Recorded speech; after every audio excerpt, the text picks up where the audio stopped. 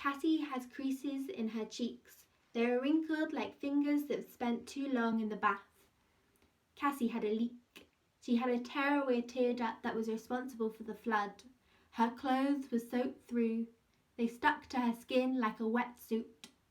Every suit Cassie wore was a wetsuit, and her feet flippers as she flopped through the floods of tears that sometimes rose up so high they kept her trapped inside. She dragged sleep sandbags out from under the bed to pile in the doorway. But those got soggy too, and floated away down the street past the people and the post office and the parked cars, little boats with sandy sails. Cassie swam after them, but her eyes were waves and riptides that tossed her body up into the air, then dragged it deep below the water. She opened her mouth to scream, but it filled with water. She spat it out and pursed her lips, a drawstring smile tied in a tight knot. There was something quite comforting about not being able to scream, something quite comforting about having a reason for being so quiet. Cassie smiled at the fish. They smiled back. They didn't ask her any questions. They knew Cassie isn't speaking so she doesn't drown. Her mum doesn't know. Her mum asks her lots of questions like, "You're all right, aren't you? Everything's fine, isn't it?" "Yes, Mum, I'm fine." When she speaks to her mum, little bubbles form on her lips and burst on her tongue. The bubbles are cherry flavoured, synthetic and sticky like chewing gum that makes your jaw ache and face go numb. Cassie's mum is a sunbed mum.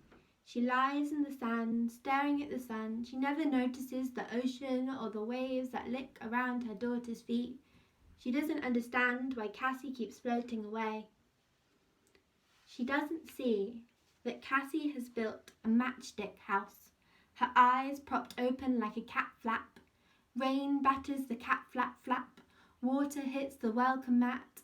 Water hits the table and the kitchen chairs. Is it raining inside or outside?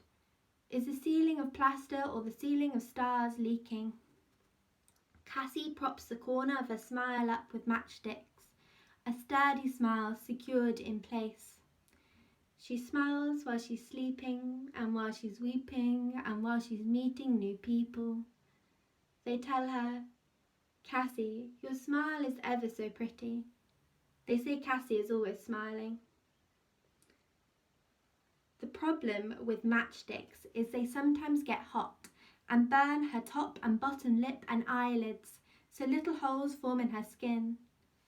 Cassie has a face full of windows, a burnt out building. Her cheeks and nose and lips are charred, her walls are flame-lick scarred.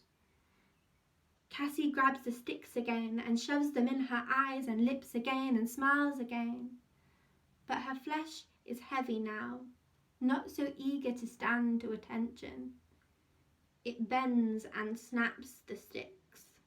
Her smile is sideways, sliding off her face, dripping down her shirt, pooling by her feet. She scoops it up, but it slips through her fingers. She drags her smile to its feet and dusts off her teeth. "You have work to do," she says. Some people wear their hearts on their sleeves, and some people wear their smile on their feet. Cassie leaves her smile in footprints on the street.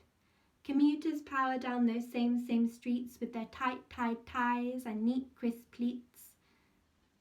Her smile sticks to their leather-soled feet. Her smile sticks like bubble gum to the feet of every single one, and it bubbles up and bubbles off. Their feet grow wings like sticky moths. They bound off windows and brush tree tops. The air is heavy with suits in the breeze. They whisper into the wind, "Excuse me, please.